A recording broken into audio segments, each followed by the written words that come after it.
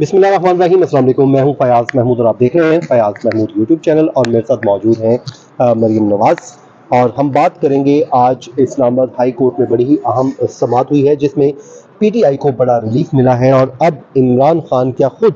ٹکٹوں کا فیصلہ کرنے جا رہے ہیں جیل میں. آج کی جو عدالتی کارروائی ہے اس حوالے سے بڑی اہم ہے, جس نے ایک نئی جو ہے پی ٹی آئی کو سیاسی زندگی جس سے ملنے کا امکان ہے, کیونکہ پہلے عمران خان ہمیشہ کہا کرتے تھے کہ ٹکٹ جو ہے پچھلی بار وہ غلطیاں کر گئے لیکن اس بار وہ ٹکٹس کا فیصلہ خود کریں گے, لیکن جب سے وہ جیل میں تھے تو یہ معاملہ کھٹائی میں پڑ گیا تھا اور آج بلاخر ایک بار پھر انہیں اجازت مل گئی ہے. تو اب کیا عمران خان خود آج کے اس عدالتی فیصلے کے بعد ٹکٹوں کا فیصلہ کر سکیں گے اور ٹکٹیں وہ دے سکتے ہیں, امیدواروں کو منظوری دے سکتے ہیں یا نہیں؟ تو اس حوالے سے بڑے اہم ریمارکس بھی سامنے آئے ہیں, تو بات کرتے ہیں.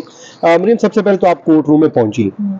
کیا ایکسپیکٹ کر رہی تھی وہاں پر جب کورٹ میں آئیں, اور جب آپ نے اس پروسیڈنگ کو کور کرنا شروع کیا تو کہاں سے سٹارٹ ہوا؟ وکیل شعیب شاہین جب آئے تو پورا ذرا بتائیے گا, منظر کشی بھی کیجیے گا. دیکھیے, ایک تو یہ کیس ہی اس طرح کا تھا کہ ہم لوگ پہلے ہی ایکسپیکٹ کر رہے تھے کہ جب یہ سنے گی عدالت تو ریلیف ہی ملے گا, کیونکہ ظاہر ہے کہ اس میں کوئی قدغن نہیں ہے کہ کوئی بندہ اگر جیل میں ہے تو وہ اپنی پارٹی کے دیگر لوگوں کے ساتھ مشاورت نہ کر سکے, وہ بھی انتخابات جب سر پہ ہیں. تو ایکسپیکٹ ہی کر رہے تھے ریلیف ہوگا, لیکن اس طرح کے ریمارکس آئیں گے ایکسپیکٹ نہیں کر رہے تھے. اور وہ تب آئے کہ جب عمران خان بیرسٹر گوہر کی جانب سے شعیب شاہین تھے, اور انہوں نے بتایا کہ عمران خان کیونکہ ان کی پارٹی کے فاؤنڈر چیئرمین ہیں اور انہوں نے ہی ڈیسائیڈ کرنا ہے کہ ٹکٹس کس کو دیے جائیں انتخابات کے لیے. اور انہوں نے کہا کہ 700 ٹکٹس کچھ کا معاملہ ہے جس پر جو جج ہیں جسٹس میاں گل وہ اگریڈ نظر آئے. انہوں نے کہا کہ یہ تو فنڈامنٹل رائٹ ہے, یعنی بنیادی حق ہے ایک شخص کا کہ بھلے وہ جیل میں ہے تو اپنی پارٹی کے لوگوں سے مشاورت کر سکے. اس پر جب تھوڑا سا ریزسٹنس دکھانے کی کوشش کی حکومتی وکلا کی جانب سے, تو اور اس کے علاوہ سپرنٹینڈنٹ ڈیالو جیل بھی کیونکہ عدالت میں موجود تھے, تو جج صاحب نے خود ہی مخاطب کیا ان کو اور یہ کہا کہ سپرنٹینڈنٹ موجود ہے تو ہم ان سے پوچھ لیتے ہیں کہ انہیں کوئی پرابلم تو نہیں ہے کہ یہ اجازت دینے میں. تو ابھی اس سے پہلے کہ سپرنٹینڈنٹ کچھ بولتے تو جو حکومتی وکلا تھے ان میں ایڈوکیٹ جنرل اسلام آباد نے مخالفت کر دی کہ یہ جو مینٹینیبلٹی ہے ریٹ پٹیشن کی, وہ یہ کہتے ہیں کہ درخواست قابل سماعت نہیں ہے, اور ظاہر ہے کہ جب درخواست قابل سماعت نہیں ہے تو آپ اس پہ آرڈر بھی نہیں کر سکتے. اب ایک دفعہ انہوں نے یہ بات کہی اور جسٹس میاں گل نے انہیں روکا, لیکن جب انہوں نے تھوڑا سا ریزسٹنس بار بار شو کیا اور اوپر سے ایڈیشنل اٹارنی جنرل بھی آ گئے تو اس کے بعد پھر تھوڑا سا وہ برہم ہوئے, اور انہوں نے کہا کہ ایڈوکیٹ جنرل کو مخاطب کر کے کہا کہ آپ یہ بات سن لیں اور اٹارنی جنرل آفس بھی سن لے کہ آپ دونوں یعنی ایڈوکیٹ جنرل اور اٹارنی جنرل آفس نمائندگی کر رہے ہیں نگران حکومت کی, اور نگران حکومت کو نیوٹرل ہونا چاہیے اور اس کو غیر جانبدار یعنی امپارشل ہونا چاہیے انہوں نے کہا. اور انہوں نے کہا کہ اگر آپ اس طرح کی جس طرح کی صورتحال ابھی بن رہی ہے اور آپ کسی شخص کو اگر نہیں مشاورت کرنے دیں گے تو اس سے آپ کی غیر جانبداری پر سوال اٹھے گا. اور پھر انہوں نے یہ بھی کہا کہ جو ابھی صورتحال ہے نگران حکومت کے زیر نگرانی, انہوں نے کہا کہ یہ بہت خوفناک ہے, اور اس ٹیریبل اسٹیٹ کے اندر انہوں نے کہا کہ انتخابات پر بھی کوسچنز اٹھیں گے. اور پھر انہوں نے سپریم کورٹ کے نوٹ کا حوالہ دیا, برہم ہو گئے, اور جب advocate general additional attorney general resist کر تھے بار بار بات کرنے کی کوشش کر تو انہوں نے انہیں روکا, اور پھر انہوں نے کہا کہ سپریم کورٹ سے جو ایڈیشنل نوٹ آیا جو کہ غالباً جسٹس اطہر منیلا کا ہے اور جس میں جو سائفر کیس میں آیا جس میں دیتی شاہ محمود قریشی, اس کا حوالہ دیتے ہوئے کہا کہ کیا سپریم کورٹ سے آیا ہوا ایڈیشنل نوٹ آپ لوگوں کے لیے کافی نہیں تھا, کیا میں بھی ایک ایڈیشنل نوٹ آپ کے لیے لکھوں, کیا میں یہ لکھ دوں؟ تو اس میں تھوڑا سا وہ بیک فٹ پہ گئے, لیکن اس کے بعد پھر جج صاحب نے ریمارکس بھی دیے کہ نگران حکومت کو امپارشل ہونا چاہیے, آپ کا کوئی کام نہیں ہے کہ آپ کسی کی سائڈ میں, اور یہ ایک بنیادی حق ہے. تو اب انہیں مشروط اجازت دی ہے, کیا کس طرح سے وہ مشاورت کر سکتے ہیں, وہ انہوں نے میکنزم بتا دیا ہے؟ انہوں نے یہ کہا ہے کہ جو سپرنٹینڈنٹ موجود تھے آج عدالت میں, ان کو یہ حکم دیا ہے کہ آپ کی نگرانی میں یہ پورا کام ہوگا, آپ اجازت دیں جس طرح وہ چاہتے ہیں مشاورت کرنا. اب شعیب شاہین کا یہ عدالت کے سامنے کہنا تھا کہ آپ ان کو حکم دیں کہ یہ فوری طور پر ہمیں